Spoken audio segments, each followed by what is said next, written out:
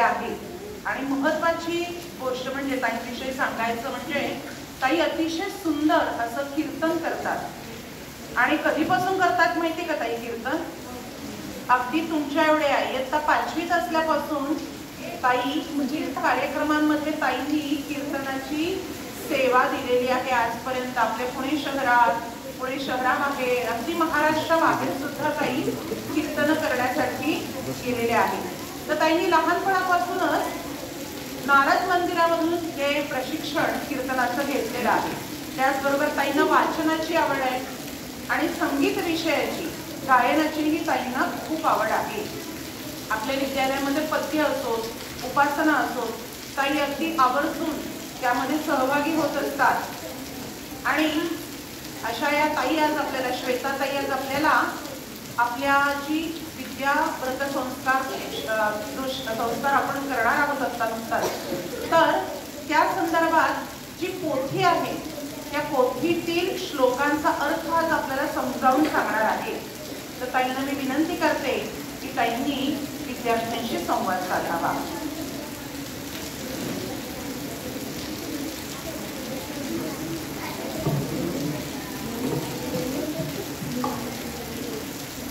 सुप्रभात. सगळ्यांचे चेहरे छान प्रसन्न हो की नाही? बाहेर पाऊस पडतोय, त्यांनी वातावरण पण एकदम प्रसन्न झालेलं आहे. सकाळी येताना थोडी गडबड उडाली का रे पावसामुळे? हो की नाही? होतेच ना. जे व्हॅननी येतात त्यांची नाही उडत, पण जे गाडीवर येतात हो की नाही, आई बाबा त्यांना गाडीने सोडतात, अशा मुलांची थोडी गडबड पावसामुळे उडते हो की नाही? पण पाऊस हा आपल्या सगळ्यांसाठी कसा आहे?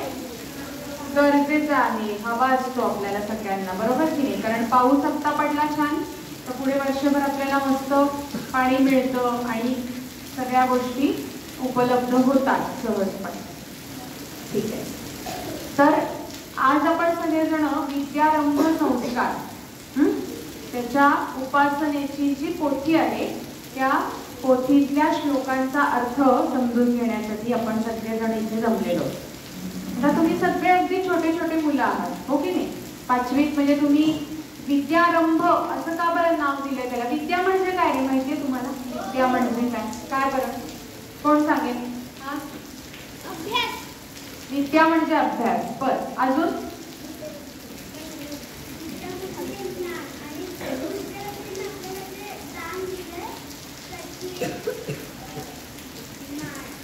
बर, विद्या म्हणजे ज्ञान. बरोबर, हिचं उत्तर बरोबर आहे. तुला काय वाटतंय? वेगवेगळ्या कला म्हणजे विद्या. बर, तुम्ही कधी असं ऐकलंय का रे? आपली गणपतीची आरती माहिती आहे ना, प्रबोधिनीची सगळ्यांना? त्यात काय म्हटलंय सुरुवातीची? 14 विद्या आणि 64 कला. म्हणजे वेगवेगळ्या कला म्हणजे विद्या होते का? नाही, कारण 64 कला वेगळ्या आहेत ना आणि विद्या वेगळ्या आहेत. तर विद्या म्हणजे कोणत्याही क्षेत्रातलं जे ज्ञान असतं. म्हणजे आता आपण वेगवेगळे विषय शिकतो, बरोबर आहे की नाही? त्या विषयांमधलं ज्ञान आत्मसात करणं, शिकणं म्हणजे विद्या शिकणं. मग तुम्ही म्हणाल की विद्या आरंभ, विद्येची सुरुवात. आरंभ म्हणजे काय? सुरुवात. विद्या शिकायला सुरुवात केली. मग तुम्ही म्हणाल की ती आत्ता कसं बरं हे? आम्ही तर विद्या शिकायला सुरुवात कधीच केली आहे, शिशुबाल वर्गात आल्यापासनं, नर्सरीपासनं हो की नाही? कारण आपण तिथे येतो तेव्हा पण ज्ञान घेतो ना, म्हणजे विद्या घेतो. आणि मग आत्ताच का बरं असं विद्यारंभ असं नाव दिलेलं आहे? तर काय असतं माहितीये का मुलांनो? आपण जेव्हा बालभवनात असतो, छोटेसे असतो, त्यावेळेला आपल्या अवतीभोवती जे जे काही घडतंय त्याच्यातनं आपण जास्त शिकत असतो. आपल्या आईने आपल्याला असं भाषा बोलायला शिकवली असं आपल्याला आठवतंय का? नाही, आपण ती आपोआप शिकत गेलो. कशी शिकत गेलो? ऐकून ऐकून शिकत गेलो हो की नाही? आणि मग पुढे आल्यानंतर एक पहिली, दुसरी, तिसरी आणि चौथी याच्यामध्ये बहुतेक करून आपले शिक्षक एकच असायचे. आपण सगळेजण वर्गात बसलेलो असायचो आणि मग शिक्षक बहुतेक करून सगळ्या विषयांसाठी एक शिक्षक, फक्त फार तर फार इंग्रजीला वेगळे, चित्रकलेचे वेगळे असे शिक्षक आपल्याला असतील. पण बाकी सगळे विषय आपण एका शिक्षकांकडनं शिकत होतो. म्हणजे काय होती माहितीये का, एक शिक्षकी शाळा होती. एकाच शिक्षकांकडनं आपण सगळ्या विषयांचं ज्ञान घेत होतो. पण आता आपण जेव्हा माध्यमिक विभागामध्ये आलो, 5वीत आलो, मग 5वीत आल्यावर काय झालो, आपण थोडेसे मोठे झाले, हो की नाही. मग आता मोठे झाले म्हणून मग काय काय करायचे, परवा तुम्हाला ताईंनी सांगितलं की आपल्याला चांगल्या सवयी लावून घ्यायच्यात, म्हणजे काय काय करायचंय. पण त्याच्यासाठी पोथीत काय काय श्लोक दिले आणि ते श्लोक म्हणून आपल्याला आपल्यात कसे कसे बदल करायचे असं मी तुमच्याशी बोलणार.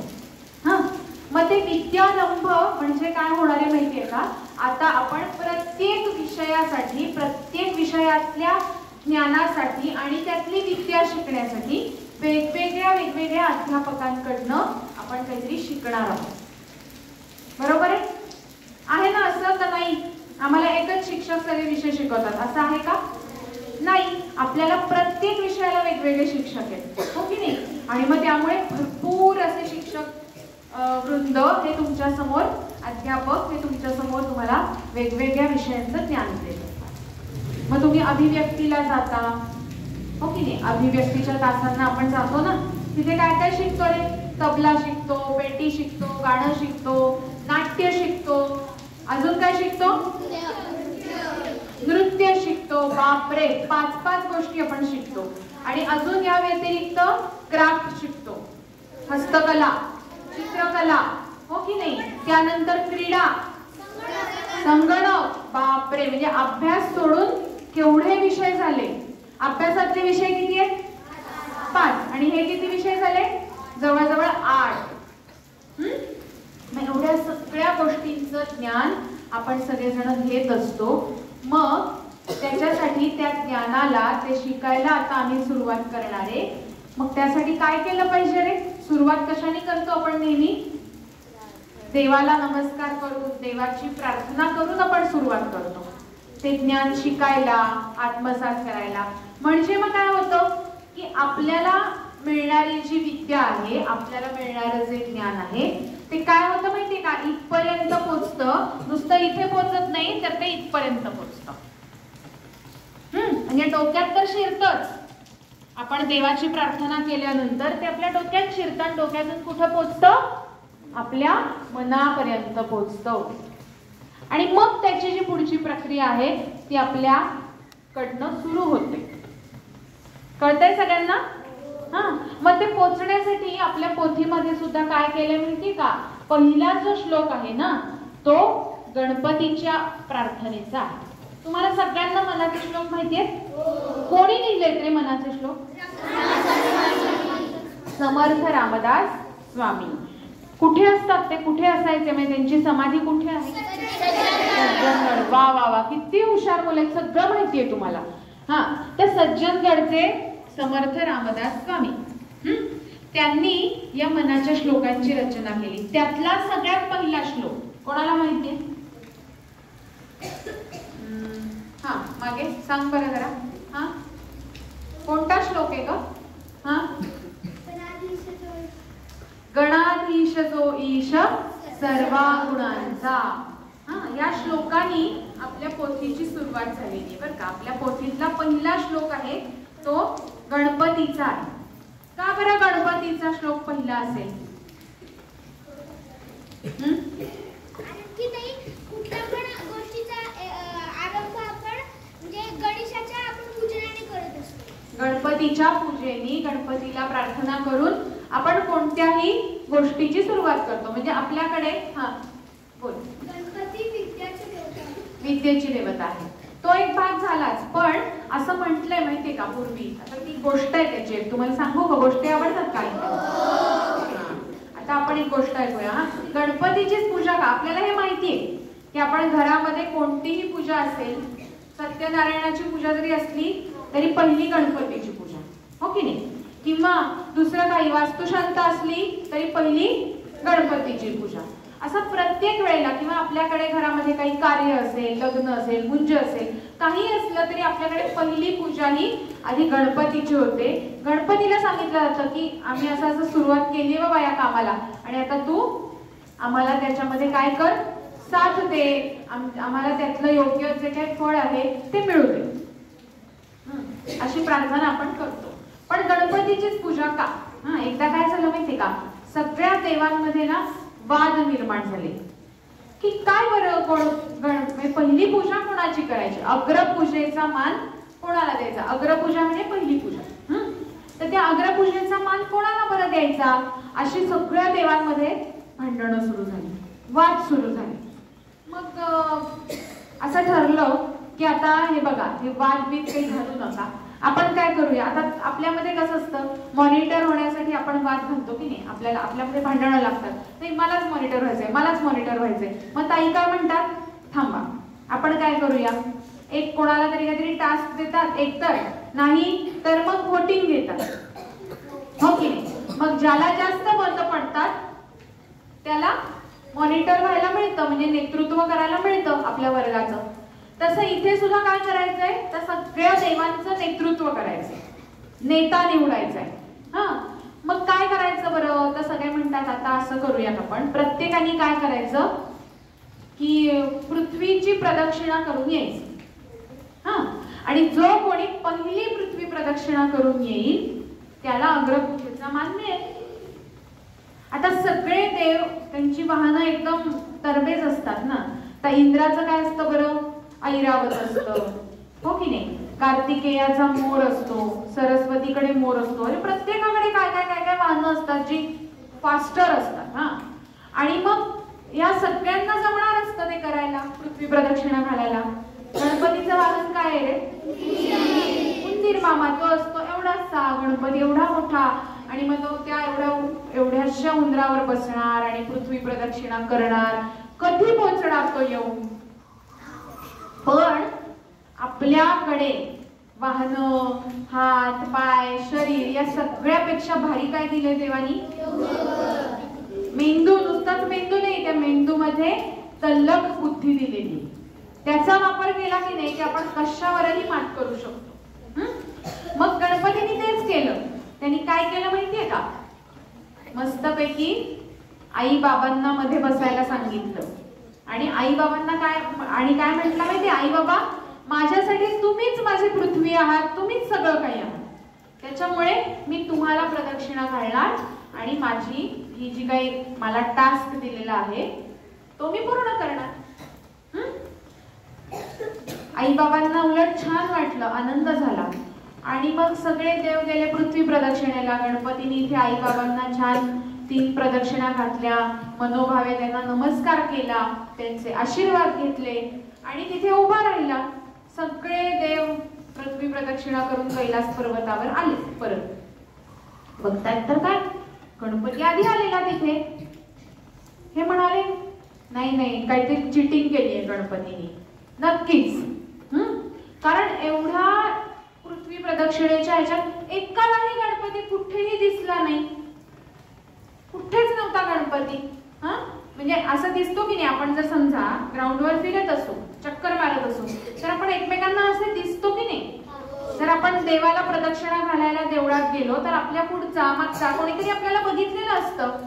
तसं गणपतीला कोणीच बघितलेलं नसतं. सगळे म्हणतात मग गणपती दिसलाच नाही, मग पृथ्वी प्रदक्षिणा कशी काय पूर्ण झाली. मग शंकर पार्वती म्हणतात की गणपतींनी आम्हाला प्रदक्षिणा घातली आणि आम्ही हे त्याच्यासाठी काय आहोत, जग आहोत त्याचं. आणि त्याच्यामुळे अग्रपूजेचा मान कोणाला मिळणार आहे, गणपतीला मिळणार, अशी ती गोष्ट आहे. मग असं करून त्या गणपतींनी पृथ्वी प्रदक्षिणा पूर्ण केली, आई बाबांनाच प्रदक्षिणा घालून, आणि मग त्यांनी तो अग्रपूजेचा मान मिळवला. म्हणून आपल्या पोथीची सुद्धा सुरुवात कशाने केली आहे, गणपतीच्या श्लोकाने केली. गणपतीची प्रार्थना केली की मग आपल्याला पुढचं सगळं जे काही आहे ते समजायला सोपंच आहे. मग त्यानंतर पुढच्या ह्याच्यामध्ये ताई मला वाटतं तुमच्याशी बोलल्या ह्या विषयावरती की पुढचे जे श्लोक आहेत ना त्याच्यामध्ये काही ओव्या दिलेल्या आहेत. ओवी प्रकार ऐकलाय ना तुम्ही. आपण उत्तम पुरुष लक्षण म्हणतो ते काय आहे, तर त्या ओव्याच आहेत. मग या ओव्यांमध्ये काय सांगितलंय, जाणत्याची संगती धरावी, जाणत्याची सेवा करावी, जाणत्याची सद्बुद्धी घ्यावी हळूहळू. तर जाणता म्हणजे कोण? ज्ञानी माणूस. त्याला आपण जाणता म्हणायचं. मग एकदम मोठ्या ज्ञानी माणसाकडे आपण जर जायचं ठरवलं, आता 5वीत होत आपण, हो की नाही, की नाही आम्ही आता ज्ञानी माणसाकडेच जाणार आणि शिकणार, असं ठरवलं तर होईल का? आणि कोणाला ज्ञानी म्हणायचं? मुळात ज्ञानी आहोत आपण असं कोणाला म्हणायचं सांगा बरं. हा, ज्याला चांगल्या सवयी, ज्याला चांगल्या सवयी आहेत तो ज्ञानी. बरं, अजून? ज्याच्याकडे सद्बुद्धी आणि चांगल्या सवयी पाळतो. बरं, हा, अजून सांग. ज्याच्याकडे ज्ञान आहे. ज्याच्याकडे ज्ञान. बसून बोललात तरी चालेल, उभं नाही करावं. हा, ज्यांच्याकडे सर्व गुण म्हणजे त्यांच्याकडे आहेत त्यांच्याकडे ते. बरं, तुझं काय म्हणणं? ज्यांच्याकडे ज्ञान विद्या जे त्याचे एक्सपर्ट आहे त्यांच्याकडून आपल्याला ज्ञान. आता मला सांगा, तुम्ही चित्रकलेच्या तासाला जाता, तुमच्यापेक्षा कितीतरी पटीने छान चित्र तुमच्या सरांना काढता येतात की नाही? येतात. तुम्ही मराठीच्या तासाला वर्गात बसता, हा, तुमच्यापेक्षा कितीतरी छान मराठी ताईंना वाचता येतं, तुम्हाला शिकवता येतं, शब्दांचे अर्थ ताईंना माहिती असतात की नाही? असतात. हा, तुम्ही क्रीडेच्या तासाला जाता, तुम्ही जितके भारी खेळता त्याच्यापेक्षा कितीतरी पटीने छान तुमचे सर तुमच्या समोर पळत असतात, धावत असतात, तुम्हाला शिकवत असतात, बरोबर? मग याला काय म्हणायचं? जाणते. आलं लक्षात? कोणाला जाणते म्हणायचं? तर आपले जे अध्यापक आहेत, आपले आई बाबा आहेत, त्यांना काय माहिती असतं? आपल्यापेक्षा काहीतरी पुढचं त्या एखाद्या विषयातलं माहिती असतं. त्यांनी त्याची माहिती करून घेतलेली असते, ते शिकलेले असतात त्यांच्या गुरूंकडनं, आणि मग आपल्याला काय करायचं असतं? तर त्यांच्याकडनं शिकून घ्यायचं असतं. मग जाणत्याची संगती धरावी, जाणत्याची सेवा करावी, जाणत्याची सद्बुद्धी घ्यावी. मी घेतली तुमची बुद्धी काढून, असं होतं का रे? सद्बुद्धी घ्यावी हळूहळू म्हणजे काय माहितीये का? की त्यांच्याकडे जी बुद्धी आहे, त्यांच्या बुद्धीची जी पातळी आहे ती आणि आपली पातळी, ती आपल्याला काय करायची? हळूहळू हळूहळू उंचावत न्यायची आहे. म्हणजे जाणत्यांच्या संगतीत राहून, आपल्या आजूबाजूला जे आपले सगळे अध्यापक आहेत त्यांच्या संगतीत आपण सतत राहत असतो. दिवसातले 7 तास आपण शाळेत असतो, म्हणजे 7 तास आपण आपल्या अध्यापकांच्या बरोबर असतो, आणि त्यांच्या बरोबर ते कसे चालतात, कसे बोलतात, कसे वागतात, आपल्याशी म्हणजे फक्त अभ्यासातलंच नाही तर इतर सुद्धा त्यांच्या कशा चांगल्या सवयी आहेत, या सगळ्याचं आकलन आपण हळूहळू हळूहळू करत राहायचं असतं. त्यानंतर पुढे काय म्हटलंय त्यांनी माहितीये का? की जाणत्यापासी लेहो शिकावे. लेहो म्हणजे लिहायला शिकायचं, छान लिखाण करायला शिकायचं, छान वाचायला शिकायचं, छान गाणं म्हणायला शिकायचं, आणि असं सगळं हळूहळू हळूहळू आपल्याला आपल्या जाणकारांकडनं, जाणकार म्हणजे जाणकार म्हणजे त्यातली माहिती ज्यांना आहे असे आपले शिक्षक, त्यांच्याकडनं आपण हे शिकायचं. आता काही जणांना काय वाटतं माहितीये का? की मला तर फक्त गाणंच आवडतं, मग कशाला बाकीचं सगळं शिकायचं? असं किती जणांना वाटतं की मला फक्त तबला आवडतो, मग मी तबलाच शिकेन ना, बाकीचं सगळं कशाला शिकायचंय? तुम्हाला माहितीये का काय असतं? आपण आता जेव्हा 5वी, 6वी, 7वी या 3 इयत्तांमध्ये असतो ना, तेव्हा आपल्याला अजून काही कळलेलंच नसतं खरं तर, की आपल्याला नक्की काय आवडतं. मग ते आपल्याला 8वी मध्ये तुमचा विद्याव्रत संस्कार असतो. 8वी मध्ये विद्याव्रत संस्कार आपल्या सगळ्यांवरती होणार असतो, आणि आता कुठला आहे? विद्यारंभ. दोन्ही मध्ये शब्द काय आहे? सिमिलर. विद्या. विद्येचा आरंभ आणि विद्येचं व्रत. व्रत घ्यायचं म्हणजे काय करायचं? की काहीतरी फिक्स करायचं, ठरवायचं की मी आता हेच करणार आहे, हे माझं क्षेत्र असेल आणि या क्षेत्रामध्ये मी काहीतरी काम करणार आहे पुढे जाऊन. पण हे कळायला आधी आपल्याला सगळ्या वेगवेगळ्या क्षेत्रांची माहिती करून घ्यायला लागेल, हो की नाही? म्हणजे मी जर असं मनानेच म्हटलं की नाही मला फक्त गाणंच आवडतं, पण मी पेटी वाजवूनच पाहिलेली नाही कधी, चित्र काढूनच पाहिलेलं नाही कधी, तर मला कळेल का की मला गाणं छान जमतं? नाही.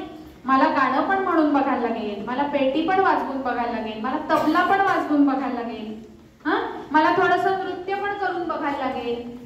आणि हे सगळं थोडं थोडं थोडं करून बघितल्यानंतर माझं मन सगळ्यात जास्त गाण्यात रमतं बरं का. असं मला कधी कळेल? हळूहळू शिकल्यावर 2-3 वर्ष जायला लागतील त्याला, मग मला कळेल की मला गाणं जास्त आवडतं. आणि मग मी 8वीत ठरवणार की मला आता गाणं शिकायचंय, गाण्यातलं काहीतरी मोठं ध्येय मला गाठायचंय. कळतंय? म्हणजे आता तुम्ही जेव्हा संकल्प करणार आहात की नाही, विद्यारंभाच्या निमित्ताने संकल्प करायला सांगितले असतील ना ताईंनी तुम्हाला, किंवा सांगतील आता ताई की आता तुम्ही संकल्प करायचे विद्यारंभासाठी. मग ते संकल्प करताना आपल्याला असे वेगवेगळ्या गोष्टींमध्ये संकल्प करायला. येते सगळ्यांच्या लक्षात? मी तुम्हाला संकल्प कसे करायचे, कारण ते आपल्याला पोथीनुसार करायचे असतात. असे मनानेच काहीतरी संकल्प केले, मी हे करीन, मी ते करीन, मी ते करीन, संपले. 4 दिवसांनी संकल्प मागे, आपण पुढे. असं करून चालतं का? नाही चालत, कारण ते संकल्प आपल्याला कुठपर्यंत करायचे. आता मी तुम्हाला काय सांगितलं? 8वी विद्याव्रत, बापरे, म्हणजे 3 वर्ष हे संकल्प आपल्याला हळू टप्प्याटप्प्याने पूर्ण करत वाढवत जायचे आहे. म्हणजे उदाहरणार्थ एखाद्याला शरीराची ताकद कमवायची, की माझं शरीर मी फारच सारखाच आजारी पडतो, मला सारखंच सर्दी खोकला होतो, सारखंच काहीतरी होतं, म्हणजे माझी इम्युनिटी चांगली नाही.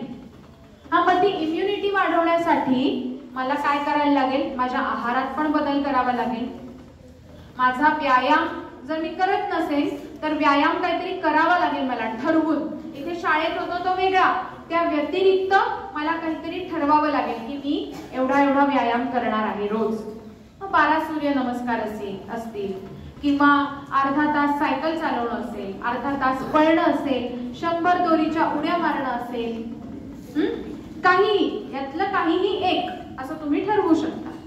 मग पुढच्या वर्षी याचा काय अजून टप्पा आपल्याला गाठायचा आहे? तर मी मागच्या वर्षी 12 सूर्यनमस्कार वर्षभर घातले, आता 12 सूर्यनमस्कार घालण्याची माझ्या शरीराला चांगली सवय झाली, मग आता मी ते 25 करेन या वर्षी, 24 किंवा 25. मग त्याच्या पुढचा टप्पा म्हणजे आणखीन थोडेसे वाढवत नाही. एक हे उदाहरण दिलं मी, आरोग्य सुधारणे. मग याच्यासाठी मी काय करणार आहे? मग मी माझ्या डब्यामध्ये पौष्टिक खाऊ आणणार, असा संकल्प तुम्ही करू शकता. डबा माझा मीच संपवणार नाही, तर आई घरी ओरडते म्हणून सगळ्यांमध्ये वाटून टाकायचा आणि आपण मात्र उपाशी पोटीच घरी जायचं. असं पण करून चालतं का? नाही चालत. तर आहार वाढवायचा म्हणजे स्वतःचा आहार वाढवायचा. आईने आपल्यासाठी दिलेलं असतं. मी असं नाही म्हणणार की दुसऱ्यांना देऊ नका, मित्रांना द्या, पण आपल्या पण पोटात त्यातलं जाऊ दे, म्हणजे आपल्या शरीराची ताकद वाढेल. नाही तर आई डबा देते आपल्यासाठी, आपला मित्रच मस्त छान होत चाललाय तब्येतीने, असं पण उपयोग नाही. ठीक आहे? तर संकल्प करताना तुम्ही काय करणार आहात?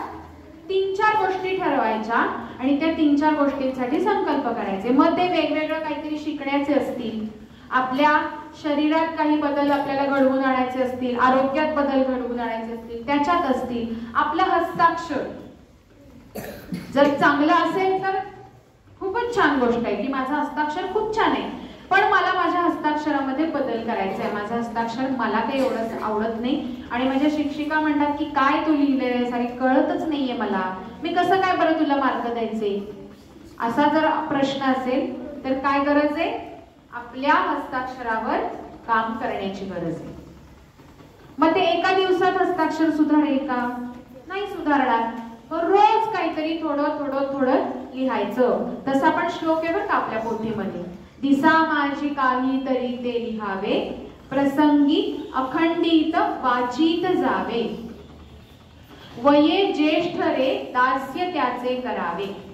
मग त्यांनी काय सांगितलं की मी तुम्हाला काय सांगितलंय? संकल्प करायचा. मग संकल्प काय करायचा आहे?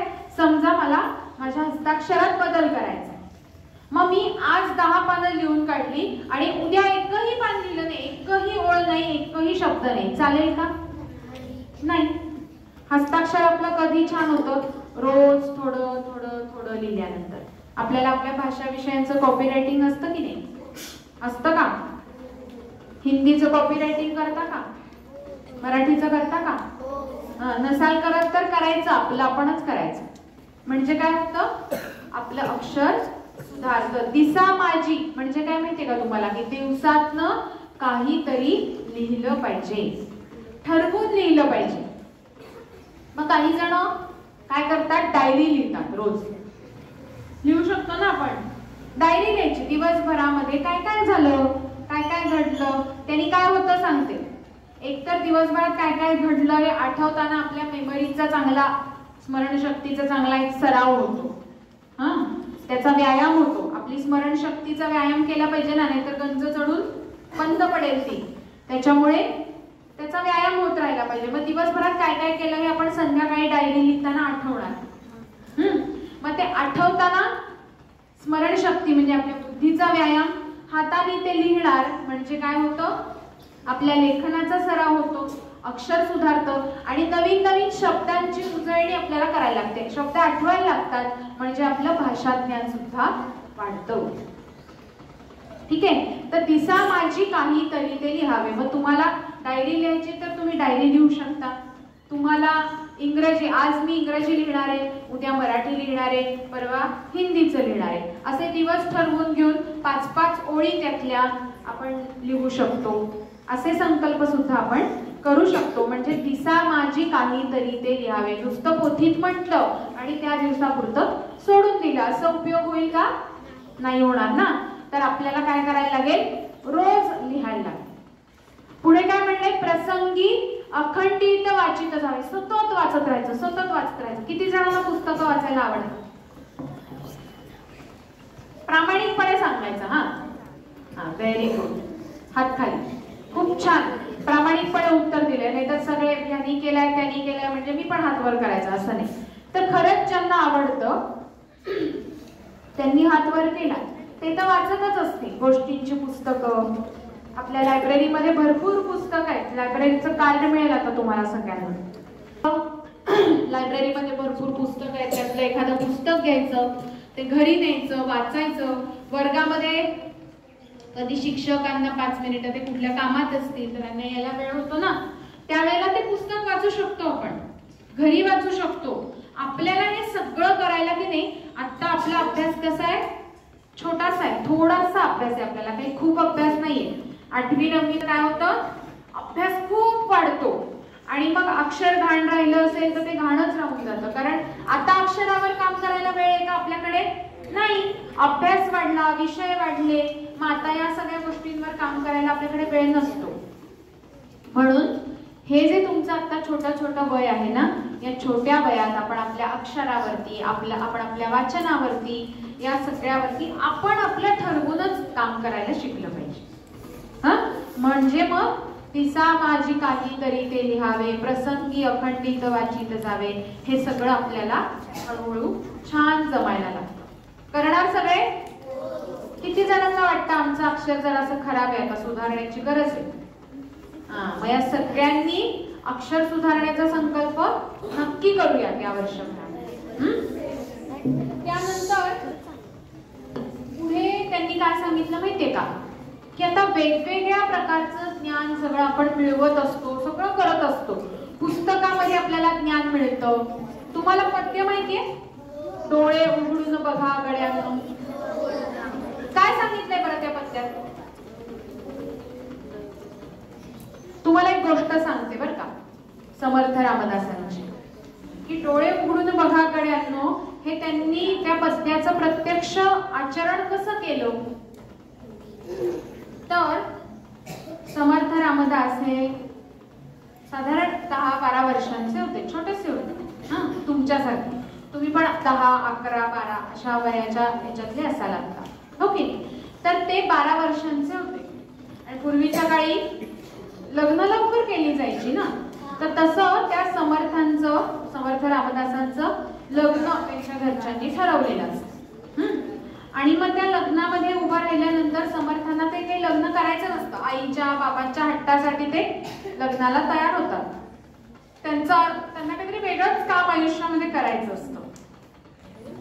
कारण त्याच्या आधीचा प्रसंग जर तुम्ही ऐकला असेल की ते एक दिवस ते गायबच होतात, सापडतच नाहीत त्यांच्या आईला. त्यांची आई त्यांना खूप शोधते, अगदी उतावळी होते, रडायला लागते शेवटी. पण तरी सुद्धा नारायण, त्यांचं नाव नारायण असतं, तो नारायण काही तिला सापडत नाही. आणि मग शेवटी अगदी जेव्हा रडकुंडीला येते की नाही, तेव्हा नारायण काय करतो, स्वयंपाकघरातल्या एका कपाटातनं बाहेर येतो आई समोर आणि उडी मारतो. आणि आई म्हणते, अरे नारायणा, मिठी मारते ती त्यांना आणि म्हणते, नारायण अरे तू कुठे गेला होतास, मी तुला किती शोधत होते. तेव्हा ते काय म्हणतात, अगं आई काळजी कशाला करतेस, मी इथेच होतो. पण अरे तू इथे बसून दिवसभर काय करत होतास. तेव्हा रामदास स्वामी काय उत्तर देतात, अगं आई मी चिंता करीतो विश्वाची, जगाची चिंता करतोय इथे बसून. म्हणजे काय तर या जगातले जे सगळे असे अज्ञानी लोक आहेत, अडाणी लोक आहेत, त्यांना काहीच कळत नाही, कोणाच्या मागे जायचं हे सुद्धा त्यांना कळत नाही. आणि मग अशा लोकांना शहाणं कसं करता येईल बरं, याचा मी विचार करतो. आणि मग असा विचार करणारा नारायण त्याचं लग्न ठरवतात आणि लग्नातनं शुभमंगल सावधान म्हटल्याबरोबर पळून जातात. ते माहिती आहे ना तुम्हाला ही गोष्ट. आणि मग पण पळून गेल्यानंतर पुढे गंमत आहे बरं का, नुसते पळून जातात त्यात मजा नाहीये. आपली आई आपल्याला अभ्यासाला बस म्हणते, आपण पळून जातो. पण पळून आपण जातो कुठे तर खेळायला जातो, मोबाईल घेऊन बसतो, टीव्ही समोर बसतो, हो की नाही. पण नारायण खेळायला गेलात तर चांगलं आहे, पण मोबाईल आणि टीव्ही बंद म्हणजे बंद, नाहीच बघायचा. मग तो नारायण जातो कुठे तर तो तिथून जे चालत निघतो की नाही, डोळे उघडून बघा गड्यांनो, झापड लावू नका. या पद्याचा अर्थ सांगते मी तुम्हाला. आपल्या आजूबाजूला काय घडतंय, आपल्या आजूबाजूला काय चाललंय हे आपण सतत बघत राहिलं पाहिजे. आपण व्हॅनमधनं शाळेत येतो, आईच्या गाडीवर बसून शाळेत येतो. काही गोष्टी अशा असतात की ज्या आपल्याला नियमित दिसत असतात, नेहमी दिसत असतात. काय दिसतं तर दुकानं असतात, हो की नाही. काही शाळेत जाणारे नेहमीचे गाडीवाले हे आपल्याला दिसतच असतात. ऑफिसला जाणारे लोक, एखाद्या आपल्या आजूबाजूला असलेली छोटीशी शाळा, त्या शाळेत जाणारी मुलं, दुकानात जाणारे काका, दूधवाले दादा, भाजीवाले दादा, असे आपल्याला अनेक लोक सकाळी नियमितपणे दिसत असतात. पण बारीक जर तुम्ही पाहिलं तर आपल्याला त्यात सुद्धा काहीतरी बदल रोज दिसू शकतात. काहीतरी वेगळं घडलेलं दिसू शकतं. कुठेतरी पाणी साठलंय, कुठेतरी एखादा वेगळा पक्षी दिसू शकतो. त्याच्यानंतर आकाशामध्ये वेगळ्या प्रकारचे रंग दिसू शकतात, जर तुम्ही नीट निरीक्षण केलं तर. नाहीतर मग काय रोजच सगळं आपल्याला दिसतं. मग हे आजूबाजूला काय काय घडतंय त्याचं निरीक्षण करण्यासाठी, आपल्या आजूबाजूच्या जगात बदल करायचा आहे. बरोबर आहे, मला सगळ्या लोकांमध्ये बदल करायचा आहे, रामदास स्वामींनी ठरवलं होतं. पण बदल करायचा असेल तर आधी लोक कसे आहेत ते बघायला लागतील ना. मग ते बघण्यासाठी डोळे उघडे ठेवायला लागतील. आणि मग असे डोळे उघडे ठेवून त्यांनी काय केलं, सगळ्या आजूबाजूच्या घडणाऱ्या गोष्टींचं निरीक्षण केलं. आणि मग त्यांनी पुढे आपल्याला असं वाटतं की दासबोध एवढा मस्त मोठा ग्रंथ लिहिला, 220 मनाचे श्लोक लिहिले. कसे काय लिहिले बरं तर त्याच्यावरती त्यांनी काय केलं, आधी अभ्यास केला, आजूबाजूला फिरले, भरपूर फिरले. अख्खा भारत त्यांनी पायी पदयात्रा केली, चालत अख्खा भारत देश ते फिरून काढलं त्यांनी.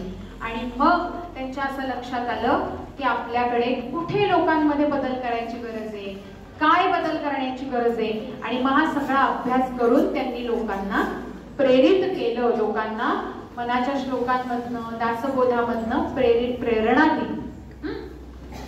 तर मग असं पद्य सुद्धा आपल्याला त्या उपासनेमध्ये म्हणायचंय. अजून काय म्हणलंय त्यांनी त्या पद्यामध्ये, प्रारंभी जे अद्भुत वाटे गहन भीतीदायी. काय होतं सुरुवातीला एखादी गोष्ट आपण करायला घेतली की आपल्याला पहिल्यांदा येणारी भावना काय असते मनामध्ये तर आपल्याला थोडीशी त्याची भीती वाटत असते, हो की नाही. आता तुम्हाला वाटत असेल की आधी आमची शाळा 6 तास होती, बापरे आता आम्हाला 7 तास शाळेमध्ये थांबायचे. 1 तास वाढला आमच्या शाळेचा. सुरुवातीला आपल्याला त्याचं काय असतं, भीती वाटत असते, त्याची काय आपल्या मनामध्ये धाकधूक असते, मला हे जमेल का, मी हे करू शकेन का. पण मग नंतर काय होतं, त्या विश्वाचा स्वभाव कळता भय उडले नाही. मग एकदा कळून जातं आपल्याला की अरे काही नाही, 7 तास शाळा असली ना तरी अभ्यास खूप थोडाच वेळ असतो.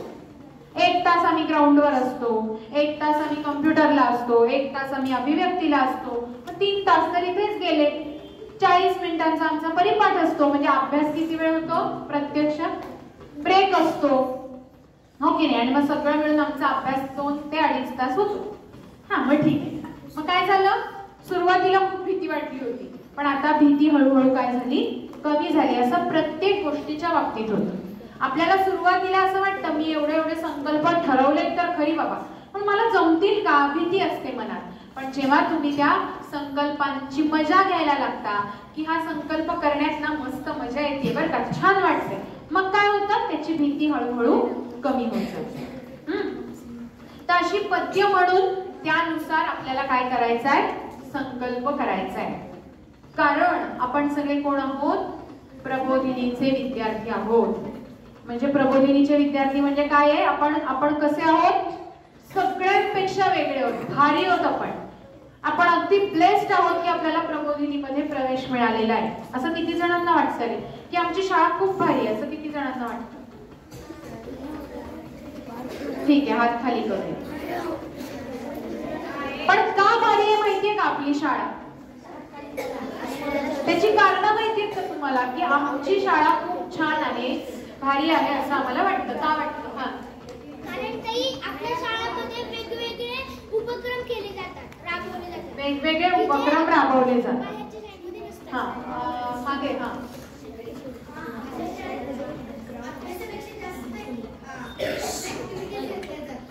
अभ्यासापेक्षा मग अभ्यास नकोय का आपल्याला, अभ्यास पण अभ्यासाच्या बरोबरीने ऍक्टिव्हिटीज सुद्धा घेतल्या जातात, असं वाक्य वापरूया. हा आपल्या शाळेमध्ये दुसऱ्या शाळेपेक्षा लांब ट्रिप जाते. बर, हा कशी छान छान कारण आहेत बघा. हा रोज खेळायला मिळतं. हा बसून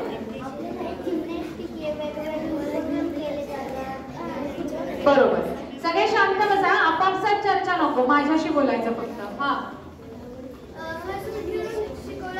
हसून खेळून शिकवलं जातं, खूप छान. तुम्ही सगळ्यांनी प्रबोधिनीत यायचे समर्थ भावया, समर्थ माय भूमीला जगी करावया, हे पद्य ऐकलंय. हा मग आपण सगळे जण आता काय झालोय, प्रबोधिनीत आलेलो आहे. हा मग त्याच्यामधलं कडवं ऐकलंय ना तुम्ही, आता जे तुम्ही सगळं सांगितलं ना ते सगळं आपण शाळेमध्ये करतो. काय काय करतो, खेळ खूप खेळूनी सतेज व्हायचे, रोज नवे ज्ञान दिवे चेतवायचे. मग काय, सुलेख लेखना उदंड वाचना मूर्ती घेऊया. म्हणजे सगळं आपल्याला प्रबोधिनीमध्ये येऊन करायचं आहे. तर आपण प्रबोधिनीचे विद्यार्थी आहोत. म्हणजे आम्ही व्यायाम पण छान करतो, आम्ही अभ्यास पण छान करतो, आम्ही गाणं पण छान म्हणतो, आम्ही खेळतो पण छान, आम्ही सगळं भारी करतो. आणि सगळ्यामध्ये आम्ही काय असतो, कायम पुढे असतो. ट्रिपला गेल्यानंतर तिथे पण आम्ही कमी नाही, आम्ही कुठेच कमी नाही, आम्हाला सगळं छान छान छान करायला जमतं. असे आहोत. तर आपण कोण आहोत, प्रबोधिनीचे खरे विद्यार्थी आहोत. हा मग असं विद्यार्थी व्हायला तुम्ही आधी तर आहातच प्रबोधिनीचे विद्यार्थी, पण आता या विद्यारंभ संस्कारातल्या पोथीत ते पद्य म्हटल्यानंतर असा जोश आला पाहिजे आपल्यामध्ये. आणि मग ते पद्य म्हटल्यानंतर आपल्याला काय झालं पाहिजे की ह्या सगळ्या पद्यात सांगितलेल्या गोष्टी आम्ही करतोय का, तर आम्ही त्या केल्या पाहिजे, असं आपल्याला सगळ्यांना वाटलं पाहिजे. या पोथीमध्ये तुम्हाला माहितीये का, असे सगळे 2 पद्य आहेत, कारण तुम्ही छोटी छोटी मुलं आहात ना, त्याच्यामुळे ओव्या श्लोक याची संख्या कमी आहे आणि श्लोकांची आपल्या पद्यांची संख्या थोडी जास्त आहे. मग त्यानंतर थोडेसे गद्य संकल्प दिले, ते थोडेसे मी तुम्हाला काय काय आहेत ते सांगते, म्हणजे मग आपल्याला काय संकल्प करायचे ते तुमच्या लक्षात येईल. विद्या शिकण्याच्या तयारीची पहिली पायरी म्हणून आम्ही खूप खेळ खेळू, खूप व्यायाम करू, शरीर सुदृढ करू, काटक करू, उत्तम लेखन करायला शिकू, उत्तम वाचन करायला शिकू. हे सगळं जे आता आपण बोललो ते सगळं आपल्याला करायचं आहे. आणि मग शेवटी काय करायचंय माहितीये का आपल्याला?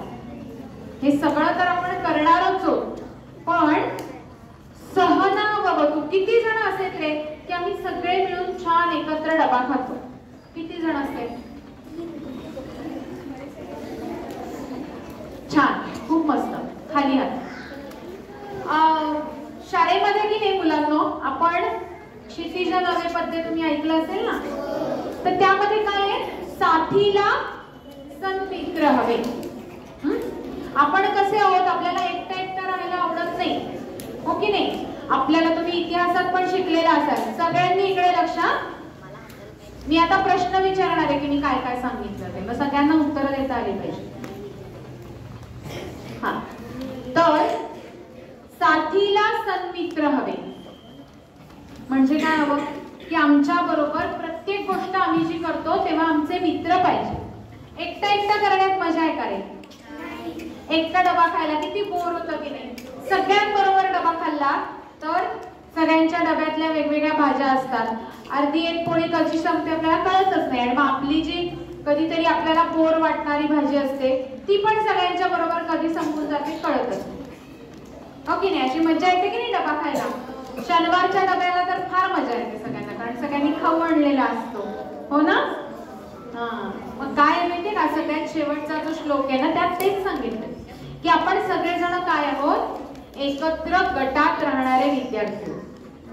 मग आपण सगळ्यांनी काय करायचं? एकत्र जेवायचं, एकत्र फिरायचं, एकत्र खेळायचं. ज्या ज्या काही गोष्टी आपण करतो त्या सगळ्या कशा करायच्या? एकत्र. सहनाववतु सहनं भुनक्तु सहवीर्यं करवावहै. म्हणजे काय? आम्ही जे पराक्रम करणार आहोत ना ते पण कसे करणार आहोत? एकत्र करणार आहोत. आणि आपण सगळेजण एकत्र आल्यावर काय होतं? आपली ताकद वाढते का कमी होते? वाढते. आणि मग त्या वाढलेल्या ताकदीचा उपयोग आपल्याला खूप आव्हानं पेलण्यासाठी होऊ शकतो. आता तुम्ही स्कॉलरशिपच्या परीक्षेला बसलेले असाल, हो की नाही? किती जण बसले स्कॉलरशिपला? ठीक आहे, हात खाली करूया. या वर्षी तुम्ही स्कॉलरशिपच्या विद्यार्थ्यांचं यश ऐकलं का रे सगळ्यांनी? ऐकलं ना? स्कॉलरशिप मध्ये किती जणांना स्कॉलरशिप मिळाली आपल्याकडे? एकूण आपल्या विद्यालयात 40 विद्यार्थ्यांना स्कॉलरशिप मिळाली आहे. हा, मग हा काय केलाय? त्यांनी पराक्रम केलेला आहे. एकट्या एकट्याने केलाच, पण ज्या वेळेला आपल्या मित्रमैत्रिणींना काही अडचणी आल्या, काही अभ्यासातल्या ए बाळा काय बोलते रे? मी सांग बरं. हा, आता मी कशाबद्दल बोलले सांग बरं? नाही, मी त्याला विचारते ना, तो सांग. कारण त्याचं खूप छान लक्ष आहे म्हणून त्याला विचारते. 40 विद्यार्थ्यांना स्कॉलरशिप मिळाली म्हणजे काय झालं? की त्यांनी एकमेकांच्या मदतीने, त्यांच्या शिक्षकांच्या मदतीने काय केलं? सहवीर्यम, पराक्रम करून दाखवला. महापराक्रम त्यांनी अभ्यासामध्ये केला. आपण अभ्यासात करू शकतो, आपण क्रीडेत करू शकतो, आपल्या संघाला जिंकून देण्यासाठी आपण प्रयत्न करू शकतो, क्रीडा प्रात्यक्षिकांमध्ये एक आपलं पथक म्हणून आपण उत्तम कामगिरी करू शकतो. हे सगळं कधी होऊ शकतं? आपण सगळे एकत्र काम केल्यानंतर होऊ शकतं, हो की नाही? म्हणून एकत्र डबा खाणं, एकत्र राहणं. नाहीतर माहितीये का 5वीचं कसं असतं माहितीये? ताई यांनी माझं हे घेतलं, त्यांनी माझं ते केलं. वर्गात ताई आल्या की पहिला आधी काय असतो? सगळा तक्रारींचा पाडा, कंप्लेंट बॉक्स तयारच असतो असा ताईंच्या पुढे. हा घ्या आमचा कंप्लेंट बॉक्स. मग ताईंनी त्या सगळ्यांच्या तक्रारी सोडवायच्या, भांडणं सोडवायची. या सगळ्यापेक्षा आपण जर एकमेकांना समजून घेऊन एकमेकांशी छान वागलो तर ते त्या पोथीमध्ये पण आपल्याला सांगितलंय की आपण असं एकमेकांशी छान वागलं पाहिजे, छान राहिलं पाहिजे. हा, आणि मग सगळ्यात शेवटी तुम्हाला शिवमंत्र माहितीये ना? मग त्या शिवमंत्रातली उपासना शिवोहम शिवोहम चिदानंद रूप शिवोहम शिवोहम अशी उपासना ही आपण त्या सगळ्या विद्यारंभ उपासनेच्या शेवटी करत असतो. तर आता मी काय काय सांगितलं मला जरा पटपट सांगा बरं एकेकाने हात वर करून की आपल्याला काय काय करायचंय नक्की या वर्षभरामध्ये. संकल्प करताना कशा कशाचा विचार करायचा आहे. आपलं हस्ताक्षर छान करण्यासाठी प्रयत्न करायचे. अजून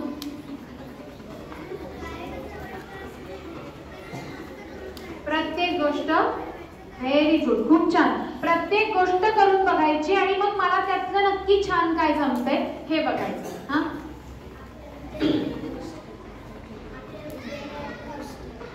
आपल्या विद्यालयात आपण काय काय करतो त्या सगळ्या गोष्टी मी सांगितल्या. अजून अभ्यासात पराक्रम करून दाखवायचा. सगळ्यांनी एकत्र येऊन काम करायचं. हा ते आपल्याला संकल्प करायचे.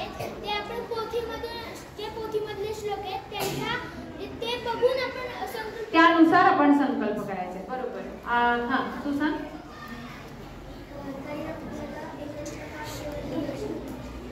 बरोबर. हा सगळ्यात मागे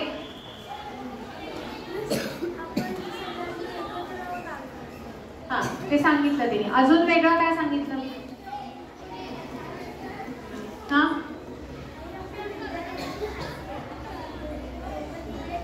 बरोबर. आपण आपल्या या शाळेमध्ये जेव्हा शिकतोय तेव्हा आपल्याला आपण किती भाग्यवान आहोत. आपल्याला काय काय काय काय करायला मिळतं आणि ते सगळं आपण करतो का हे आपण बघायचंय. अजून आपण सारखा आजारी पडत असलो तर आहारात बदल करायचा, व्यायाम करायचा.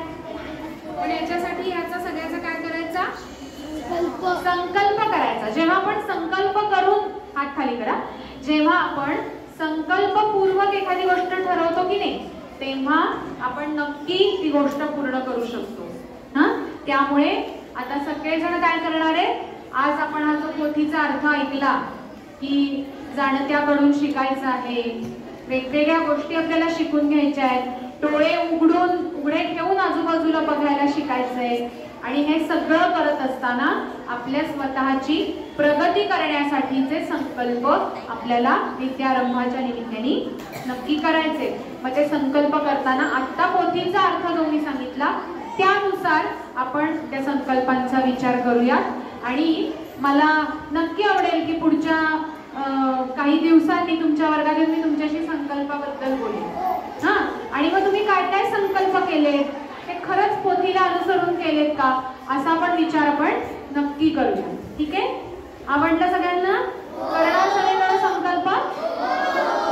धन्यवाद.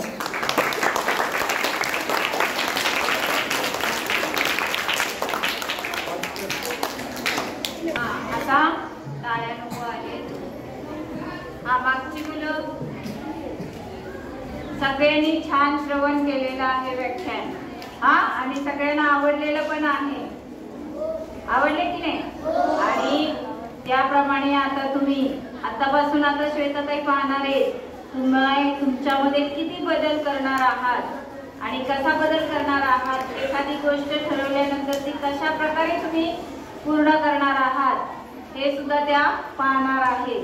सगळ्यांनी जरा ताट बसायचे.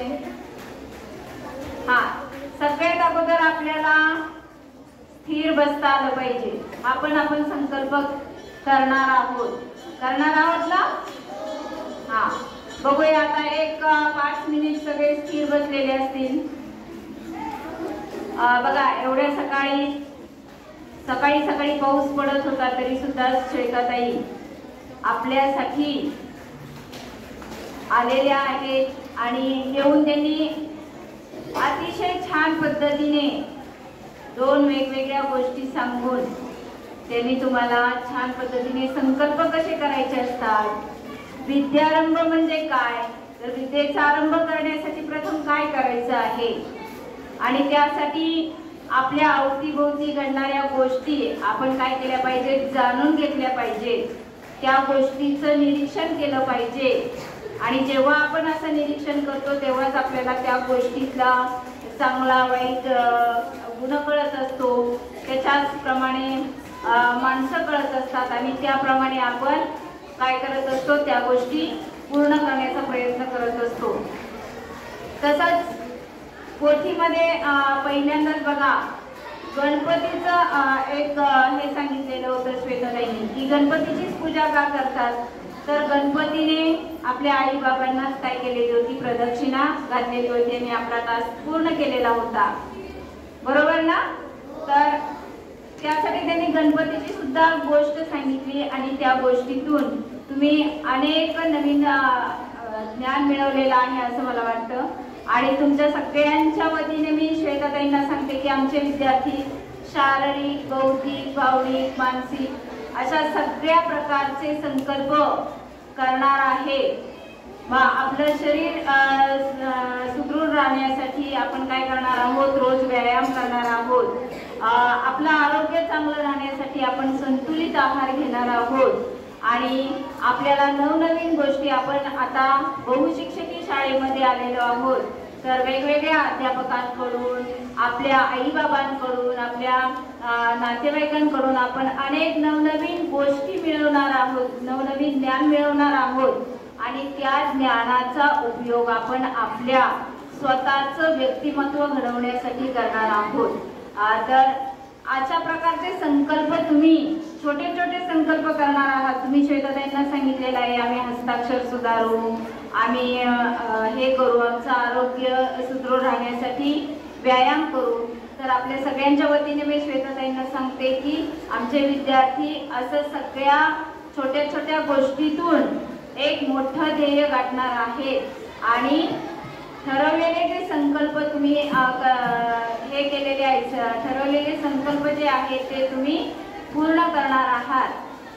पुनश्च एकदा श्वेताताई आपल्यासाठी वेळात वेळ काढून आल्या याबद्दल मी पूर्व माध्यमिक विभागाच्या वतीने आनंद व्यक्त करते आणि आपल्या विभागाचे विभाग प्रमुख आदरणीय समाधान